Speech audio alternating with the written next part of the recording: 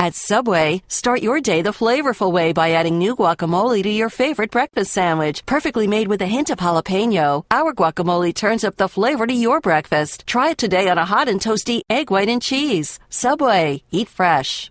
The B.S. Report is a free-flowing conversation that occasionally touches on mature subjects. The B.S. Report. The B.S. Report with Bill Simmons. Welcome to the B.S. Report. Hazy, a little bit chilly Tuesday morning here in Southern California. One of my favorite writers ever is on the podcast today. The guy who taught me just about everything I needed to know about basketball when I was growing up in the Boston area. And he wrote a new book called Scribe that has been out for a little while. And he's doing more publicity for this book than he's done for, how many other ones did you do, 11? 11. And you've done the most publicity for this one. You're in the grind. You're doing interviews. You're all over the place. I love it. This is great. They got me out there, and so I'm really happy. It's been fun. It's totally, utterly new experience for me. Believe me. I don't think, even the Larry Bird book, which obviously I had nothing to do with, that was all about him, I don't think we did half a dozen anything total. So that just was thrown out there, and Larry Bird's name sold books. But other than that, this is a totally new experience for me, Bill. I did an intro, and I didn't even say your name, Bob Ryan. You retired from the Globe a few years ago, but yet I think you work harder than I do. You're never retiring. It's just going to keep going forever, I guess. Not really. I think I know there's an expiration date somewhere. There's a shelf life. I don't know what it is. When I retired from the Boston Globe, officially, I wrote a column in which I said that retirement was a technical term in my mind that simply meant I was no longer in the employ of the company for whom I had worked for 44 years, and that this was what I call transition to phase 2. And I am now in year 3 of phase 2. And I do not know how long phase 2 continues like this, which phase 2 consists of doing Around the Horn, doing sports reporters, doing local television for Comcast, writing 2 or 3 columns a month, 30 to 40 a calendar year for the Globe on Sundays, in which I opine. I don't cover anything. I don't travel. And whatever else comes up, like writing a book, as Right. I did last year. So it's a very busy life, but there is an expiration date. I just don't know when it is. A big theme of your book was how much it has changed as a sports writer from when you were kind of making your bones in the 70s for the Globe and the kind of access you had versus what people have now. And, first of all, I agree with you. The stuff that you were able to pull, and I was growing up reading you in the Globe and reading your game stories. Brian Curtis wrote a great piece for Grantland about your gamers, as they're called in the industry. But you were sitting at midcourt and you were just grabbing nuggets left and right. The referees talking to the players, the coaches yelling, the players yelling at each other. You were hearing all this stuff, and now nobody has that access, and that drives you crazy. It does drive me crazy, and I use this, but continually use the reference that every time I look down there and see some 5-year-old kid eating ice cream at the press table where a writer should be, it really annoys me. It's not my life anymore, but it's the life someone else should be leading. And the writers have been completely marginalized for print. Owners only care about 2 things in this regard. They care about television, and they care about the high rollers who can afford to overspend for the courtside seats that they have created that used to belong to writers.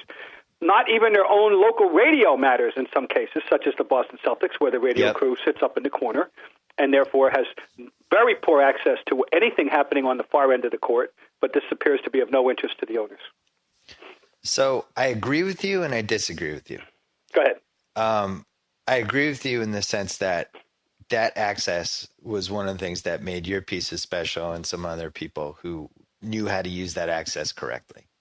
The difference was in the 90s and this last decade before this one, I go to a lot of basketball games, and I would watch these people sitting at midcourt. I used to sit behind you in the old Garden. My dad and I, our seats were behind the press table, so it was you and Lee Montville, all those people. And you guys were watching. Your heads were up, and you were trying to catch stuff that you could use for your piece. And at some point that changed, and I don't know when, and there was an invisible tipping point. And by the 90s, you looked at that table, and everybody's heads were down, and they were just, writing their story or doing whatever they're doing. And now you look at this decade, and I noticed this when I was doing TV, especially the last couple years for ABC and ESPN. All the writers are just on Twitter and they're on the sports blog. I don't feel like they even think to use that access anymore. So in a weird way, why even give it out?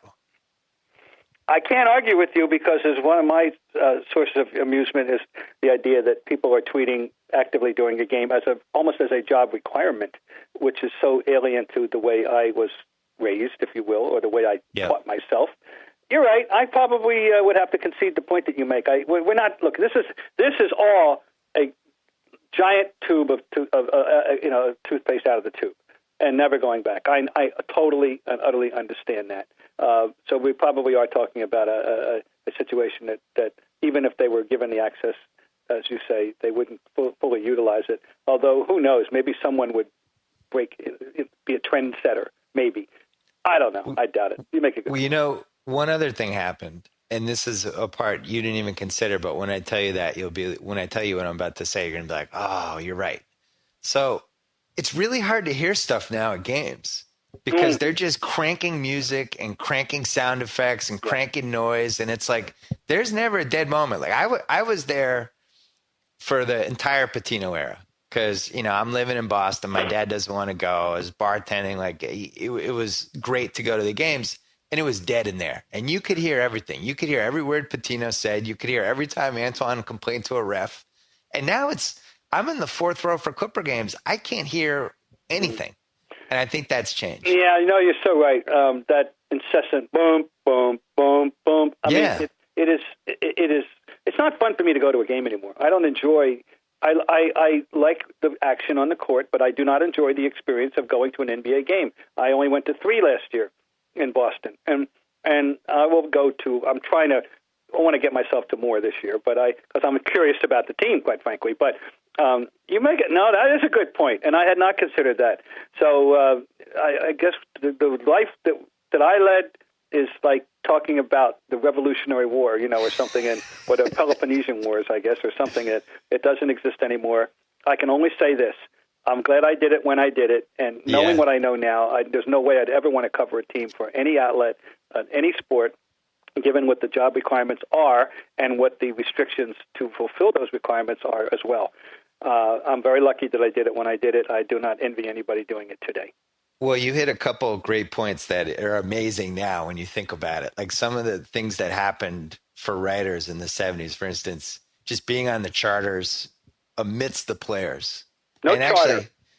Actually, or not the charter. Flight. I'm sorry. Just the planes, because and especially not just flying from place to place. Like back in the 70s, these guys would connect.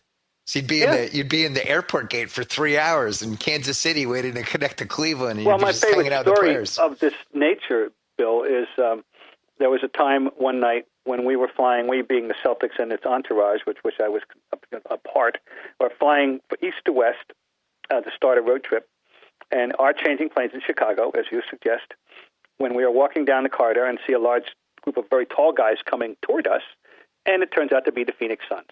They are going west to east, changing planes, and we all have time enough so that everybody went to the bar, and it was like a meeting of the fraternity.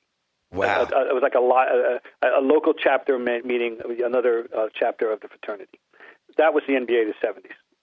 And now you see, I don't know if you've seen these teams traveling these days, but everybody's got their Beats by Dre headphones on. Sure. Nobody's interacting. Sure. Everyone's carrying their bags. They're just going from charter airport to charter airport.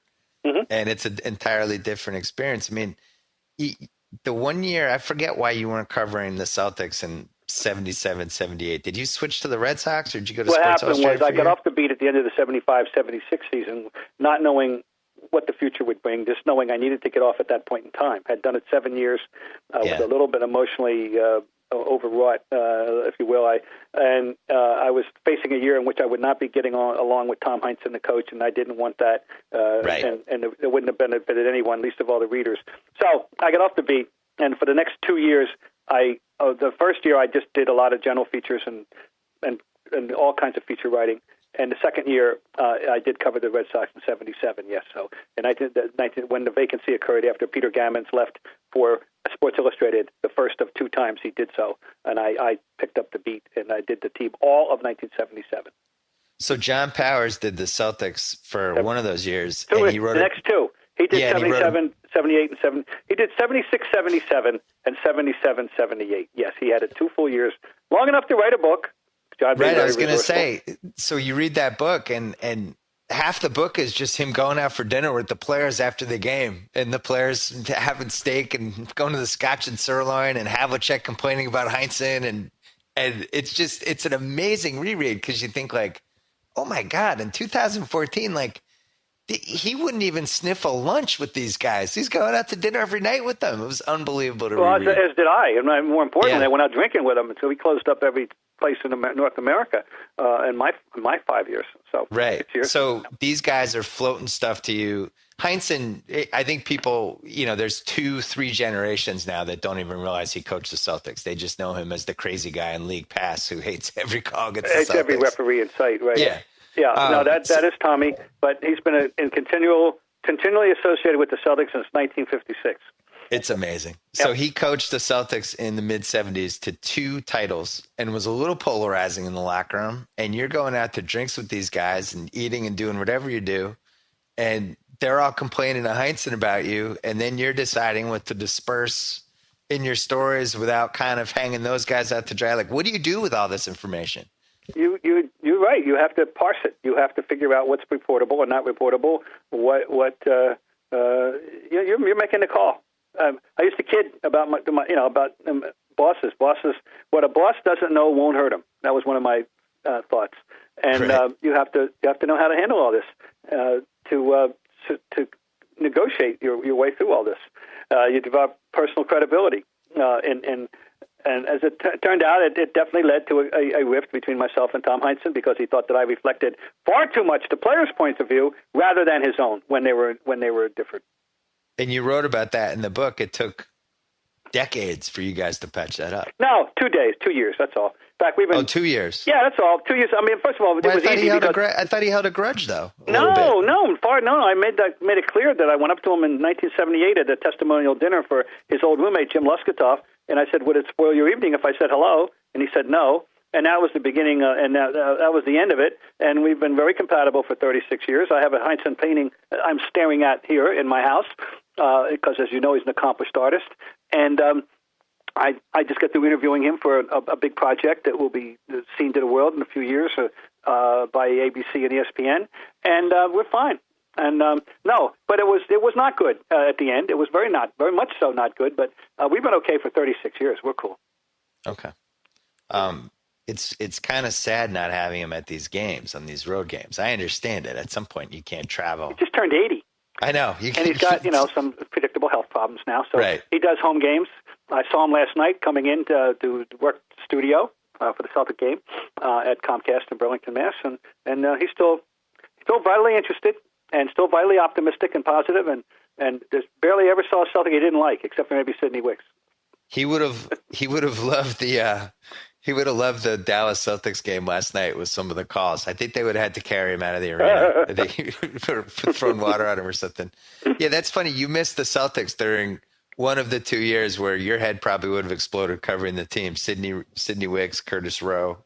Yep, all you're those absolutely people. right. But I got to tell you, the Wicks though is funny. But still, I wrote enough on this, that Wicks took note of my, shall we say, journalistic presence. And when I got back on the beat in 1978, 79, went to San Diego for a game in which they won on the last-second basket by Randy Smith, with whom I had a very nice acquaintance back to his Buffalo days. And I was interviewing Randy after the game, and I heard this sound behind me, and the guy's muttering, "There's going to be a murder in here. There's going to be a murder in here."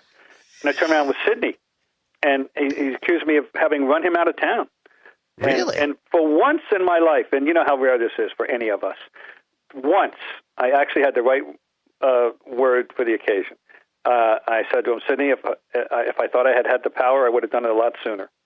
And so that was when I got one. And what did he say? Oh, that was the end of it.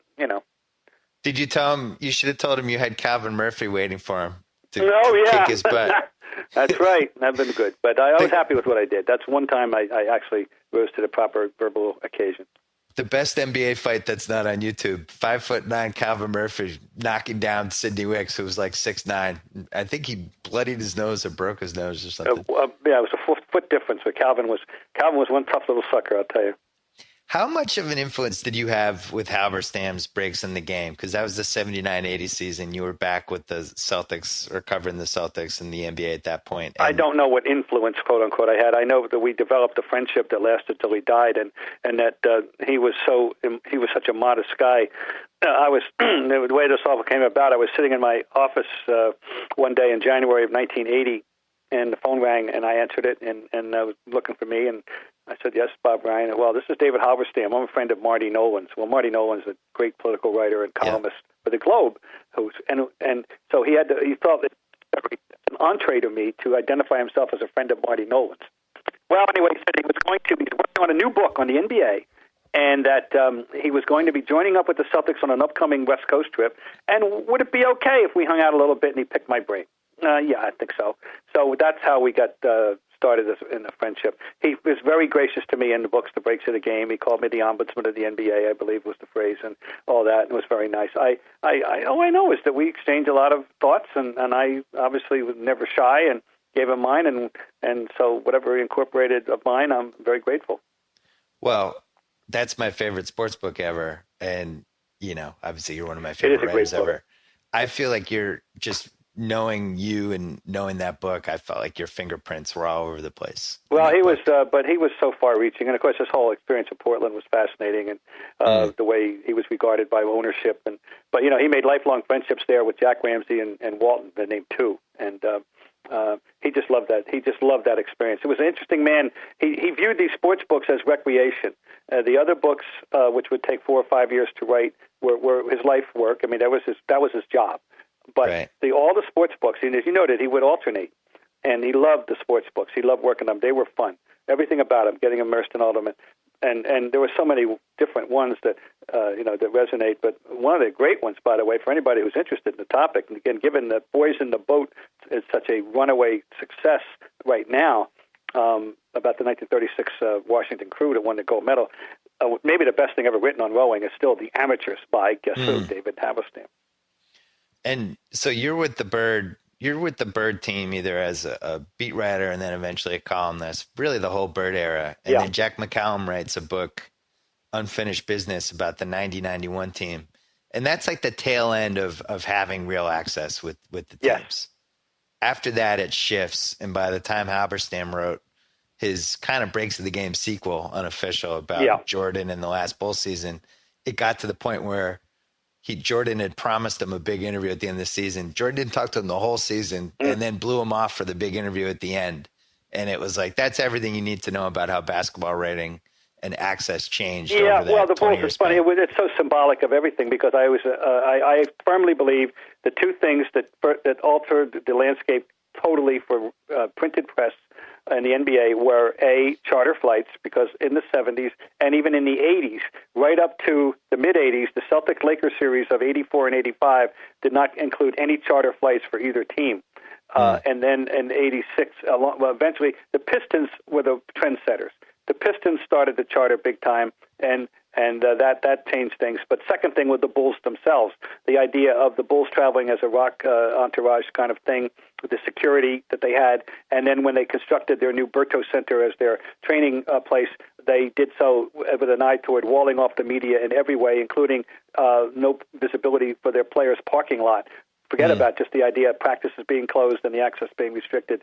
It was a very symbolic middle finger to the media. And the Bulls being the most successful team in the league, you don't think this wasn't copied by everybody in theory, and that was the end of access as we knew it. Yeah, I mean, a lot of stuff was copied from that team, right? The pregame intros that we now have to sit through for 6 minutes. Yeah, in the beginning it was great. I remember thinking in the beginning that, God, I'd love to play in Chicago. This is cool. And the original announcement, the way the guy, I think his name was Ray, I forget now, did it, Ray Clay. That's his name, Ray Clay. I think it was really dramatic, and all he had to do was say, and from North Carolina, and that's all he had to say. And the crowd started cheering, and it was great. And But now, we all know what's happened, and it's a farce everywhere. And I think I always had a rule in my head. I thought, Bill, that you had to have at least a 500 record to be allowed to have a lights out introduction. It seems fair. Yeah, I'm thinking like they're having all these ideas about how to shorten games and should we go to 44 minutes and all this ridiculous stuff. And it's like, hey, here's an idea to shorten a game. Maybe the pregame intro shouldn't be 8 minutes. Yeah. How about this? Just bring the lineups out and then start the game. Start the game at 7:31, like when it should. Well, the league's been given over to the marketers, as we know, and not to the basketball people, and more toothpaste out of more tubes that are never going back in. Zach Lowe and I argue about the shortened game thing all the time because he's much more receptive to it than I am. And my thing is, just get rid of the timeouts at the 10-minute mark at the second quarter and fourth quarter. Yep. I've just saved 5 minutes. Make the 20-second timeout 20 seconds instead of a minute and a half. There's another 3 minutes I just saved. Make a rule that you can't call a timeout after a timeout. That seems fair. Mm-hmm. Or if you do it, it's just a 5-second stoppage and then the game starts again. Like, there's ways to fix this stuff without shortening the game. No, I'm not totally opposed to it. Not to mention what it would do to the record book. So, no, I'm totally opposed to it. I don't think we're going to see that. I really don't. Yeah, I mean, if you shorten it, I don't think we will either. But you shorten the games, you even lose stuff like the 60-point game, which is one of my favorites, And now it's like, all right, well, nobody's scoring 60 again. We're not seeing it. What was the best game you ever covered in person? If you had to pick one. You really have to I can't get away from the triple overtime in Phoenix in with Phoenix in '76. That the drama of that game, because of the way it unfolded after it started out one way and it ended up in such a different radical direction. It started out with the Celtics playing the best 14 minutes of basketball they played in the entire playoffs in order to get up by 22 points, and then it became a game of the Suns won't go away until finally they're down 9 with 3 and change, and Westfall brings them back, including in there a 360-degree bank spinner that was just awesomely beautiful.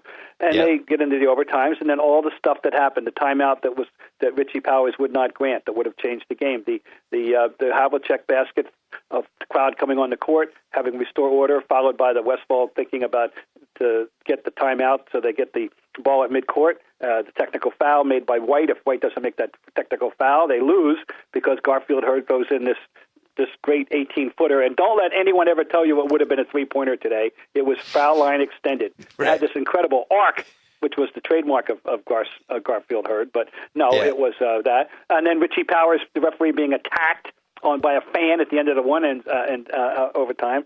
And finally, Glenn McDonald buried on the bench for a year and a half, coming off the bench to get 6 points in a minute and a half, and also commit a turnover, miss a free throw, but ultimately being the hero with the fresh legs to win the game. All this stuff was, it was not supposed to happen because the Celtics were supposed to roll over Phoenix, but Phoenix put up great resistance. So it's still that game. Then we get the Bird era, Bill, and I can have about a 5-way tie for first place when we get the Bird. So I went to that triple overtime game, but I was 6 and actually slept for, I think, at least 1.5 of the overtimes. The part you left out was it was probably the drunkest Boston crowd of all time, right? Well, it started at 9 p.m. local. Right. It started at 9, and it was wild. No doubt, it was wild. I suspect that fan who attacked Richie Powers probably had one or two.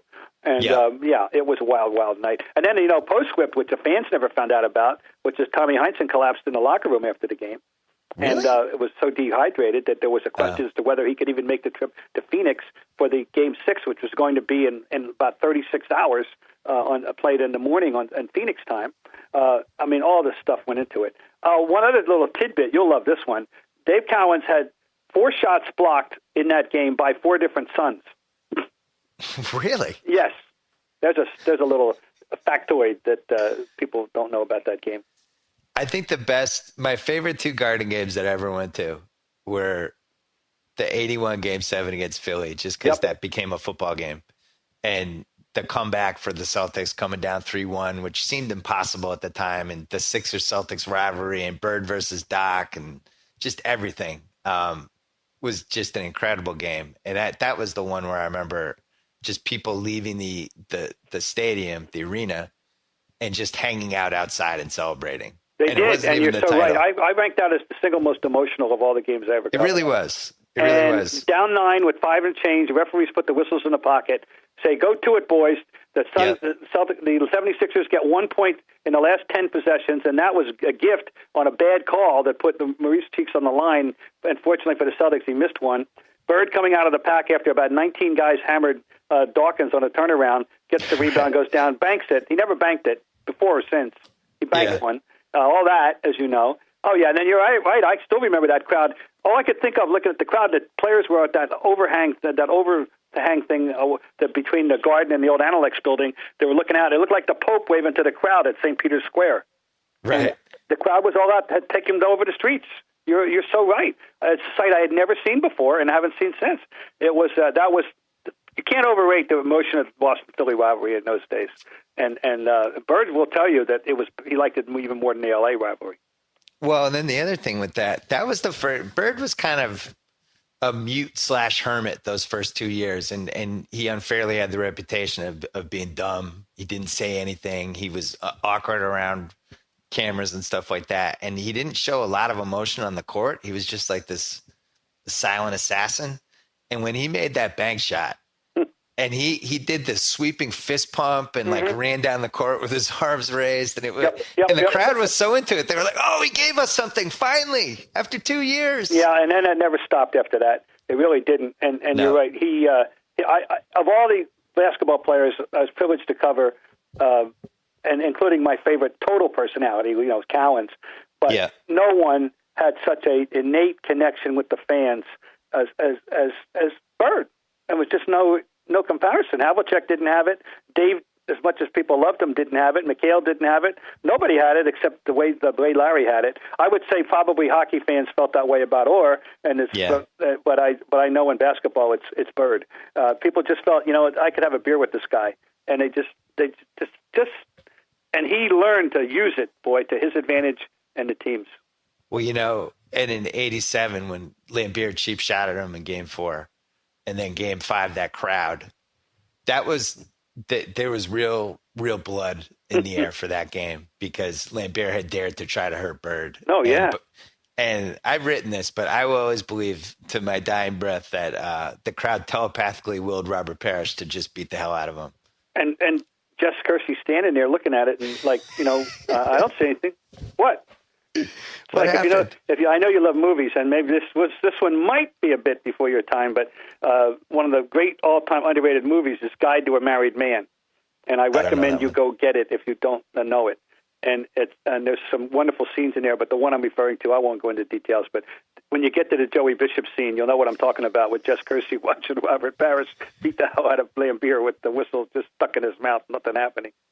There's numbers have become a big thing with basketball writing and just the way we think about basketball these last, I would say 7-8 years. And I like the numbers, 80% of it. I do feel like sometimes they kind of lose the impact. And I think a really good example is Bird's Game 6 in '86, which he said is the best he could ever play, which you've written is your favorite Bird performance. Yep. And you look at the numbers, and it's like 29, 10, and 12, something like that. But it wasn't like he didn't shoot lights out. His PER wasn't the best of any Bird performance. But, just being in the arena for that game and how much the fans wanted Sampson's blood, that was another one where we wanted blood. Mm-hmm. And the way he played and how he was just everywhere on the court, like a free safety, just a freaking maniac for 3.5 quarters. I've never seen anybody have an imprint on that game, scoring less than 30 points like he had in that game. Everything you say, I echo. And how did he get the jump ball against Olajuwon? You ask yourself. He did. I forgot about that. He had. I never saw anybody, including Michael, obviously a vastly superior individual defensive player than Larry ever was, but not that day. Larry Bird read every play. He read every one of the minds of the Rockets before they made a move. I never saw a man play a better game of basketball ever. That's the greatest individual performance. But the only, and how fitting, one comparable performance was, of course, Magic in 1980. And that thing at age 20 will stand the test of time.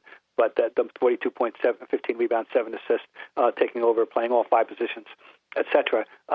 It's so fitting that those two would have maybe a tie for first in my head, in my heart, were the best games I've ever seen. But Magic's didn't include the defensive dominance that Larry did on that afternoon in June of '86. I would love just that tape to be shown to every high school and college coach, every pro coach now. Just everybody, just say, this is the greatest. This is how you can't play basketball better than this. You can't. It's also a great example of how a crowd can completely take somebody out of a game. Because Sampson was an absolute eggshell that for 4 quarters. Larry, it's funny. He said he was watching the news the night before and saw news of the Rockets arriving, and looked at Ralph and said, basically he said words to the effect to his wife Dinah, "I don't think we're going to have to worry about him tomorrow." Oh yeah, but I feel sorry for Ralph in a couple ways. One is, were you there tonight? Very likely when he got hurt, when he fell on his back. I was not. I did watch it on TV, and I remember him getting carried off. My dad was there. He got carried off right by my dad. Bill, he was killing him. He was low, hanging out on the low post where he didn't like to go, and he was killing the Celtics. And then he got taken out and landed on his back, and the place went totally silent. It was like when somebody gets beamed at the ballpark. Yeah. And it was silent. And even though no one liked Ralph, it didn't. Nobody was cheering. It was bad. I don't think he ever played another great game in Boston again. He played some in Houston, but never in Boston. He could never. From that moment on, he was done in Boston. I really believe that. Isn't it amazing how many what-if careers there have been in the NBA? I feel like there's been more what-if careers in the NBA than all the other sports combined. Yeah, that's a lot of them. I haven't thought about that in so many times, but certainly I always said about Ralph that if he would have, in his prime, if he could have paid $1 million for an operation that would have made him 6'4", he would have paid it. He did not want to be 7'4", and he wanted to spend his life proving that he was something more than a 7'4" guy by becoming an outside shooter. But but yet you look at him and look what he accomplished in college: 3-time Player of the Year.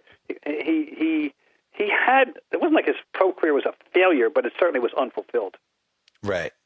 And this goes for whatever reason with the NBA. Like this is a little before my time, but Gus Johnson. He had a better career than you might think. If you look up the number of years, I thought maybe it was about a 6-year run, but it was really like a 9-year run. And he was a man ahead of his time. Yeah. He really was. He was an athlete of extraordinary explosion. He had a move they used to call it a step and stuff, and he could do some awful great things. He was powerful, and those battles that he and DeBusschere were, they were the standard of the time. But I think he had a little bit more of a longevity than you might suspect. You think about cocaine and how many careers that altered and changed and all that stuff. Well, you're covering the league then. Did you even know that was that big of an issue in the late 70s? It was kind of, some people were hipper to it than I. I'm always naive in those matters. I kind of missed the boat on the baseball, and I probably missed the boat to a degree in basketball. But they were not locally, not with Marvin. I knew something was going on with Marvin Barnes. Right. That's for sure. And I knew there were other stories about certain guys, and you heard these stories. Yeah, but the full extent of it did surprise me. I thought it was a little more isolated than it turned out to be in that era from roughly 1976 to 80, and before Larry and Magic came along to refocus people a little bit better on the actual basketball. So you knew about the rumors about the Oakland Hyatt? Yeah, the Oakland Hyatt was notorious. Yeah. Yeah, the Oakland Hyatt was notorious, no question. I would definitely say that, and it was fun. But I don't know. I wasn't really very, because I was never a great reporter anyway. The Oakland Hyatt was the Grantland oral history / 30 for 30 documentary I've always wanted to do, but nobody would ever go on the record for it. So it's just kind of going to be a myth. That's it. I can't imagine. But it was that era was funny. It was just the league had just receded, and who was the best? I keep throwing this out. Who was the best player in the league from 1976 to 80?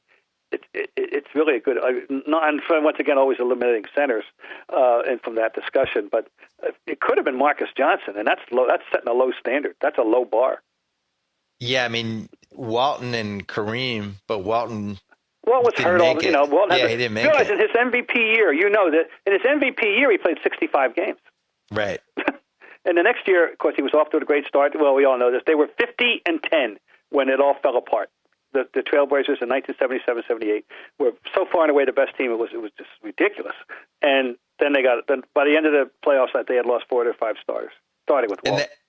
And that's actually one of the 3 or 4 best teams I've ever seen in person, because I went to the game when they came. I think it was the 50-10 year, and they came into Boston. They won like 140-100, or they beat won them out there. 40. I know they beat them out there like by 44 that year. They were just a machine.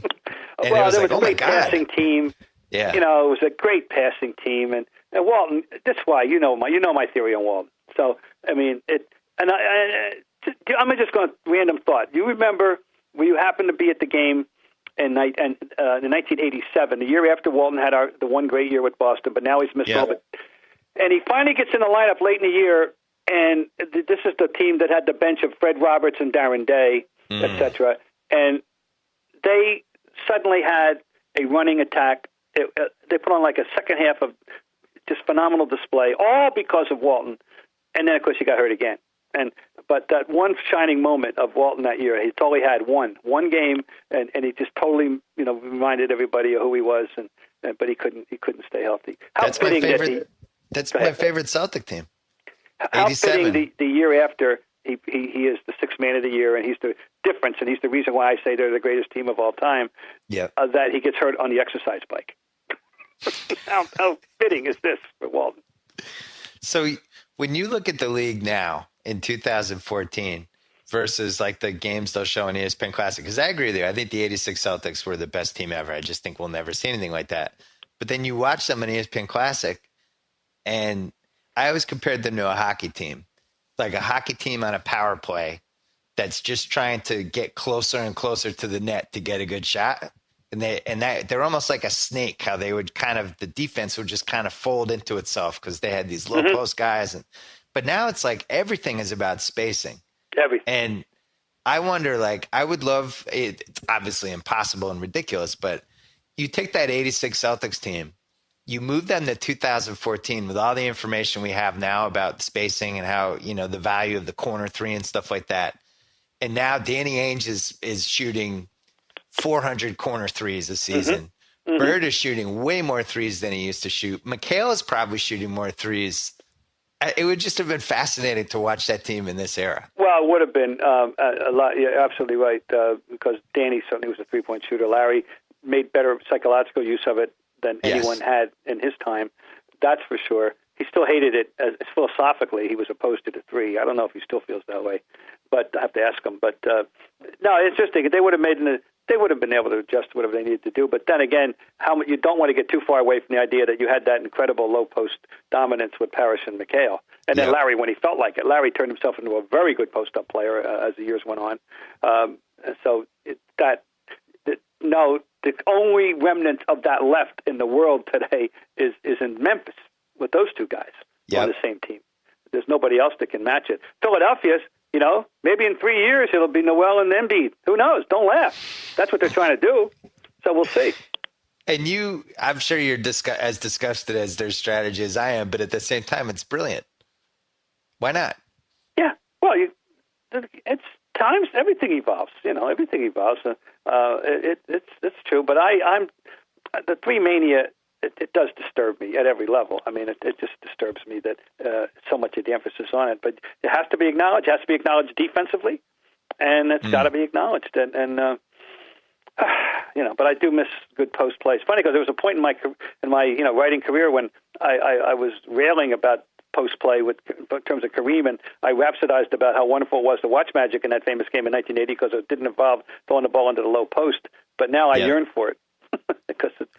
It does create the spacing and all the stuff we like, but I worry that the league, especially with the way organizations are starting to think the same and value the same things, and I worry that the idiosyncrasies that I love about basketball are going to go away. And a good example is yesterday against Dallas. I'd been waiting for the Celtics to unleash the Marcus Smart, Avery Bradley. All right, guys, just go out there like 2 Dobermans and just try to get the ball from the other team's point guard every play.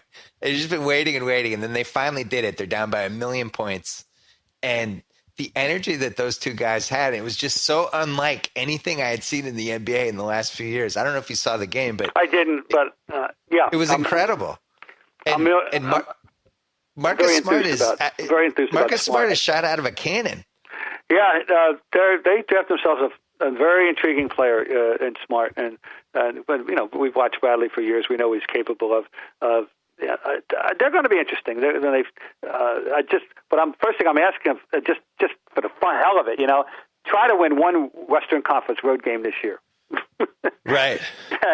The drought goes way back, I know, and but you make a good point. It'll be interesting to see how I think Brad's very smart, Stevens. I think he's going to be very, very interesting. He'll bear watching how he's going to utilize what he's got. He's got components. My favorite word about sports. He's got components, and he's going to have to figure out how best to utilize those components. Well, and the team also, he has an identity, or he's creating an identity, because the way they play with a specific pace that he clearly wants them to play with. They have that 3-guard lineup that's really interesting. Mm-hmm. I like when they play the 3 guards with Jeff Green. They don't have a center. They don't have anything remotely approaching a center, and that's the one piece that's missing. But they have all these assets. They have expiring contracts. It's a team that is actually kind of sneakily poised to make a trade if somebody interesting becomes available, if they wanted to go that way. I'm going to ask you a question, just switching gears. You have a choice. Somebody's going to buy you a season ticket anywhere you want. What team do you want the free season ticket for this year? Just for this year only? Yeah, just for this year, entertainment value. Golden State. Ooh, answer's the same? That is the correct answer. It was the correct answer last year, and maybe even more so this year. Absolutely. Well, I'm glad to know you feel to me, it's like a no-brainer with Golden State. I love Golden State. I thought they were, and I don't know whether or not Kerr is the right man. I just know that Mark Jackson was the wrong man. I know that I believe they underachieved last year, contrary to widespread popular opinion. I think they'll benefit from getting away from him. He's a fraud, and I think that I just hope Kerr's the right guy. I really want to see that team succeed, but that has to start with Bogut staying healthy, and that's always a big X factor. By the way, you taught me like 78% of everything I ever knew about basketball, so it's no surprise that we had the same answer. And I agree with you. I thought they underachieved with Mark Jackson, and you remember once upon a time when somebody who might have the same name as me was writing that Doc Rivers wasn't a good NBA coach? I vaguely, but I said to myself, nah. When I saw somebody that I recognized sitting cheek to jowl with him, yucking it up on TV, I thought to myself, well, this is interesting. So you said at the time, and I stand by it, I don't think Doc did a good job those first couple Boston seasons, and I will ride that one to my grave. But you wrote a piece, and I had written a couple things, and back home it became a big deal that I was going after Rivers because he was so beloved in the media circles. He's a great interview. He'd had relationships with good people, and nobody had dared to say anything bad about him. And you wrote a piece that I thought was very fair, where you disagreed with me. You didn't go after me. You just had a different opinion. And the basic theme of the piece was, I've known Doc Rivers since he was a kid in Chicago. I know the way he thinks about basketball. I know how he is as a human being. And whether he's there or not as a coach, I believe it's in there, and he's going to get there at some point. I mean, that was basically what you wrote, right? Yeah, you were right. I'll say that. Yep. And it's interesting, like with Steve Kerr, I know him pretty well.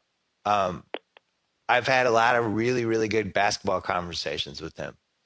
I just think that he is the right guy to coach a really good team, especially a team that has cool offensive pieces like that. I think he's learned from the right people. I think he's put a ton of thought into what kind of coach he wants to be.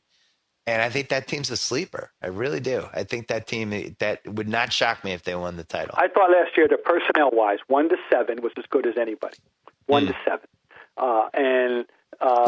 And once again, Bogut is so much, without him doing what he can do, being out there often enough, there's no conversation. Then they're just a gimmick, They're like a Nelly team, Yes. One of Nelly's, like the old Warriors. But with Bogut playing well, they can compete. They can compete for a championship. I really believe that. And he's somebody it's a better version of Anderson Varejao, where it's like, yeah, I love okay, Varejao. God, I love but Varejao. you got to stay in the court. Yep. And it's both of those guys have just had trouble playing for 8 straight months, and until they do, it's tough to just pencil them in. I got to ask you about we were talking about Bird and how beloved he was in Boston, and you were there for Bobby Orr. I only remember the tail end of it. I was there for the entire Pedro, and now Brady these last 14 years.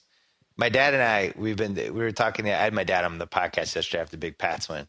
And I was saying my theory about how when the Kansas City game happened, and, for the first time there was real, oh, what do we do about this guy, Garoppolo? Like it became a sports radio stupid argument for a week. Is Brady done? All this stuff. And I feel like it galvanized the Boston fans behind this team. And you can feel it in the crowds. And I don't think people wanted the Brady era to be over. Do you feel like it's a little rejuvenated now these last 5 weeks? Positively, because he's making throws that he wasn't making 2 years ago. Forgetting about earlier this year, he suddenly discovered that laser beam sideline to sideline thing, the 25-yard pass to gain you 15 yards. He was a woefully inaccurate passer and not very, beginning of the year, throwing 15 and beyond, and most of last year, not very good either. So I don't know. Just the idea that he's got confidence and he's now got people to throw to. All we talked about in the first 4 weeks in this regard was he only had one target, and that was Edelman. Well, now he's got multiple targets, starting with the great number 87, and LaFell has caught on. And he's got something. He's playing better. I'm embarrassed. I certainly didn't jump in that chorus and join that chorus that was, and you're so right about the talk show. The actual, for people listening to this nationwide, might find it just stupefying, but trust me, the actual dialogue was, well, what can we get for him? Can we get 2 1s? Can we get a 1 and a 2? Can we get a 1 and a 4? What can we get for him? And, is it time to make that transition and give it to Garoppolo and let Tom go on his merry way? And, you're right. It was shrill. It was scary. I never went that far. I said, don't be ridiculous. But I didn't expect him to bounce back to the level that he's playing now. No, I did not. I was fortunate, or maybe unfortunate too, but I was actually on a hiatus during that point and was unable to give my thoughts about the Patriots, which might have been a blessing in retrospect. But my thing was they couldn't block. And it's like you put a quarterback who can't move behind an offensive line who can't block, and I don't know what the end game is other than a disaster. Yeah. And miraculously, they relearned how to block. Well, that's the thing. To me, the great mystery unsolved is how did they go from having the most chaotic offensive line situation in the NFL after week 4? Nobody had a more unstable, incomprehensible non-rotation, non-selection of starting play. It was just chaotic. Putting one together and trying to beat Cincinnati and win the last 5 games. I don't know how they did this, but they did it because now the line is a representative NFL line that can protect the quarterback quite well. He could have played in a tuxedo yesterday, or on Sunday. So that's the great question. Everybody's talking about Brady and the receivers and all that, but I'm just the line thing. Right, it starts right there with him, no question. And Gronk's the great equalizer and X factor, and as long as he's 100% or 90% or 98% or whatever we hopefully is, they can beat anybody. We're talking about, in the short run, the greatest tight end who has ever lived. I mean, it's just so obvious to me. There has never been a better package of passing and blocking than this guy, and that's who he is. He's the greatest tight end who's ever lived, and that. He may not have much of a career, and I worry as much about what happens to him in the off season as what might happen to him on the field some year. He's doing something stupid. He's a big, elegant goofball is what he is, but he is an incredible football player. And my fear is because they've changed the tackling rules in so many different ways that nobody hits high anymore at all. And with somebody like him, there's no other real way to tackle him other than to do the TJ Ward and just go right at his knees. Worry about it. We had a hold the breath moment on Sunday when Ward again went low, and he makes all the DBs look like Lilliputians. And you're right; they all feel the only hope they have is to go low. And we were something we have to worry about, and he has to worry about every game, no question. It's out there, and this great blissful moment where he's playing as well as he can. It's almost like a pitcher. Every pitch, as we know, could be the last any pitcher ever delivers. And with him, I worry every time somebody comes after him low. Well, he's not getting up. it's weirdly similar to Pedro in '99 and 2000, right? Where you're like, oh, this wispy guy. I'm taking every one of these single starts not for granted because who knows? It could end. It could end tomorrow. I absolutely told my wife pretty early on in the Pedro era, he's pitching, I'm going. That's it. I'm going. Right. I'm home. They're home. I'm going. Working, not working, don't care. I'm going. I have to go. This is history. This guy. So you're absolutely right. That's the way I felt about Pedro. And this guy. You're looking at history with this guy. You're looking at historic greatness, a mastery of a position. And so, if you love football, you have to have your eyes on this guy. You were in the Boston. I used to listen to you in the Boston radio in the early '80s. You were in the Lauren and Wally show. Still there, you know. Call in. I know. I'm aware. And you would call in and talk Celtics. And at that point, there was really no sports radio in Boston. Hearing you talk about whatever was going on with the team, like sometimes you'd be still on when my dad was dropping me off at school, and we would just, stand outside waiting for the segment to end so we could go in. Sports radio has evolved now in all, across the country. It's a 24-hour thing.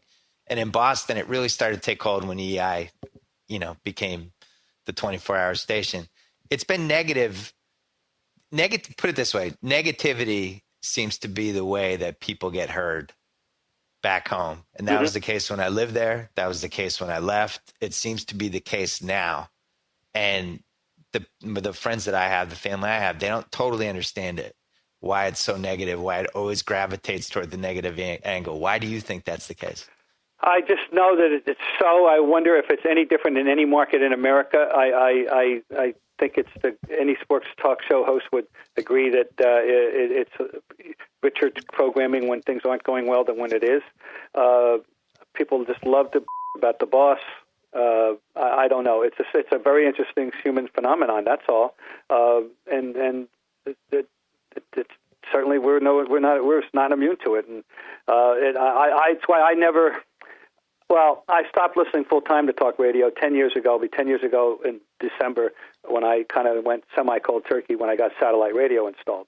And I listened to music, and I listened to ESPN and radio, and I listened to music and play-by-plays, and that's it. So, I mean, my theory on talk radio is if I ain't on it, I ain't listening. Now, I am listening a little more, I find, in this retirement phase because I need to know things that are going on locally, and so I have to plug into the dialogue, so I'm not out of it. Okay, with a major controversy that's raging on air, I mean I have to be smart about it, but I don't listen as much as other people.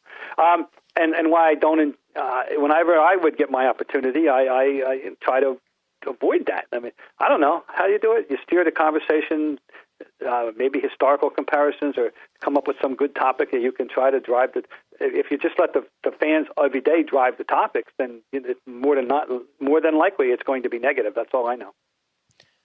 Well, I mean, you basically answered what I was going to say about you. You never did that stuff, and anytime you're on the radio. When I was living in Boston, I was like, oh, good. Today will actually be a balanced discussion today. And the people that I grew up with in Boston, especially Ray Fitzgerald, the late great Lee Montville, yourself, it wasn't that negative in the 70s and the early 80s. And part of me wonders, is it a function of just what happened to the Boston sports fans in the 90s and early 2000s, where it was like we had this drought, the Red Sox thing was hanging over everyone's head, and it just kind of went that direction, and now there's no going back? I don't know. I really can't answer it. But now let's look at it this way, though. No city in America has had a better start to the 21st century than Boston with 8 championships. I know. And one in each of four sports, including one 7-year run of a championship in each of the four sports. And yet we still are no different than any other market. People, how soon they forget. People get entitled. People get greedy. I observe all this and wish it weren't so, but it is so. Do you think it's a cold weather thing? Because Philly and New York are kind of wired like that too. Well, I think that's why the East and certain areas in Chicago are more passionate general fans than people in warmer weather. I've always believed the climate has something to do with fueling those passions, the desire to get out and enjoy the spring and the summer and then to decide the need to get inside and huddle up in the warmth of the gyms and the hockey arenas in the winter and all that. I mean, that's a theory that certainly is not exclusive to me. I think there's something to that. But well, I can just tell you, being in L.A., like the Kershaw thing. Kershaw just blows the 6-0 lead in game one. This guy's supposed to be the next Koufax Pedro guy. And, if the equivalent of that had happened with the Red Sox and they had lost round one the way they did, and then the Yankees had won the World Series with the team that the Giants had, the people would be in a coma for like a month after that. It would be unimaginable. You're so right. But that's why I've always loved being here. They care, they react. It's good for business. It certainly was good for me in every which way. I couldn't imagine having had a better opportunity. The only city, I'll be honest, Bill, the only city that's ever intrigued me, I used to say to my wife all the time, I'd love a year or two sabbatical just to find out. Chicago, because not only do you have all the pro teams and 2 baseball teams, you've got we don't have here is national college interest with the Big Ten and Notre Dame, and that's the big hole in Boston's soul, as you very well know. Yeah, it never totally made sense either. I don't know why it wasn't Boston College. Just your alma mater. Yeah, I know. Well, I learned early on 50 years ago. It's a polarizing school around here. I know. And there's no question. People love them or hate them. There's not much in the middle ground. And but they just wasn't. The people just didn't. In large numbers. Now, the Flutie era, it was big. It was huge. Flutie era was big. They were filling Foxborough Stadium with Flutie. True. Yeah. And BC's had some very good basketball teams, and they at times they've even been able to fill the Garden at times. But when it subsides in the lean years, there's minimal residual interest. I just fear what's going to happen this year when I don't know how they're going to get a win, even one win in the ACC. What the crowds are going to be like this year. We're just not a college town. We're just not. We just aren't. The only town that hockey, of course, we're a hockey mecca. But when we're talking about football and basketball, you don't talk about Boston. 2 things hurt, I think, in the 80s that happened. One was Holy Cross just getting rid of sports. Yeah. Because the BC Holy Cross rivalry was a real thing, and it was great. And I was there when I was growing up. My dad went to Holy Cross. My mom went to BC, and it was a real thing. And I almost didn't know what side to take.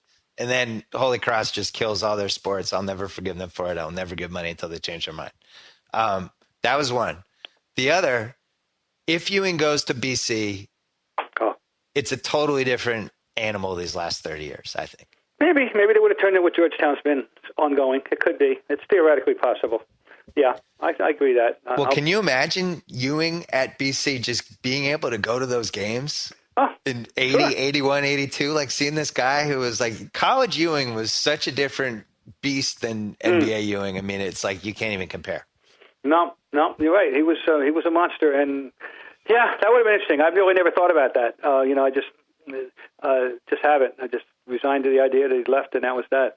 I care. I'm in a minority here. I love it. I still love college sports, even though I liken it in my book to being in love with a hooker. And I think it's an appropriate analogy. But I'm an enabler. I can't help it. Because they could have gone from Ewing to Flutie. Yeah, right, exactly. Which would have been nuts. Hey, last thing. You became multimedia. I'm going to say, when did you become multimedia? Well, basically, when I got on the Sports Reporters is where I got a continuing association with national television, which was the Sports Reporters in 1989. So now that's just part of the job. When you were making your bones and making your name for yourself and all that, you were just a reporter and that's it. Totally. And now being a media person requires you to have 4 pitches instead of 1. Have to dress. What it means is I got to leave the house. I got to dress. I have to dress for TV today. I think of stuff like that. It's a natural phenomenon for me. I'm blessed in that I'm comfortable in front of the microphone. I'm comfortable in front of the camera. I know I have a annoying voice for people. I know I have a annoying cadence for people. I know I have an accent indeterminate. Is the guy from New England? Is the guy from Philly? Is the guy from New York? Where's he from? Kind of thing. I know all that, but somehow I circumvented that and managed to stay viable in this medium, and I enjoy it. I think if you really embrace it, enjoy it, and want to be good at it, I've just been it's been a great adjunct to my life. I mean, how can I say otherwise? So my feeling with you is you could keep doing PTI until you're 89 years old. Well, PTI, you mentioned, I for the 1 trillionth time, let me say, it's the most fun you can have on television. That is beyond, as much as I enjoy and I appreciate the opportunity to be on Around the Horn, and I love all the guys I work with. It's great. There's 5 of us there, and there's only 2 of you on PTI. And so more turns, more time to show off, more time to have fun. It's just that simple, and the format fits me ideally. That format was made for those 2 guys. And yet, if there's another person out there to whom that format fits well, I would have to, in all immodesty, say it's me. Well, and also, you've known those 2 guys since 1930. Yeah, that's right. Known both, and right. Tony, 35 years, Michael, 25. So roughly, give or take. Right. The thing that people don't understand about that show is it's a relationship show first and foremost. And the people that work on that show are the people that have relationships with the other person they're doing it with. Because you need like a certain level of trust to do that show correctly. Yes, absolutely. I've worked with a number of different people, and you do the best you can, and even those. But working with one of them is very different and very, it's better. For me. Well, I'm making you fly to LA to be on the Grantland basketball show. So just be prepared. Well, I'm more than happy to accept the invitation. I would love to have you on. Thanks. I encourage everyone to read Scribe, which is available where bookstores sell books, and Amazon.com and all those places. Is it on Amazon, or did they get weird with it? No, Amazon has been very good with it. And one more thing, audio. It's available in audio for people who prefer that format. Audio? Did you do the audio? I did it. Oh, wow. Oh, yeah, you must have loved that. I did it and had a lot of fun with it. And I've heard some – I haven't heard it. I'm dying to hear it, but I haven't heard it. But I did it. All right. Keep cranking. You're an inspiration. Thanks for everything. And I'd love to see you in LA in the All right. Very good, Bill. See you soon. Thank you. Point. All right. Bye-bye. Thanks, Bob. Target percent off. Whoa. Thank you for downloading the BS Report with Bill Simmons. Too much fun. Check out more podcasts at the iTunes Music Store or at Podcenter at ESPNradio.com. Peace out.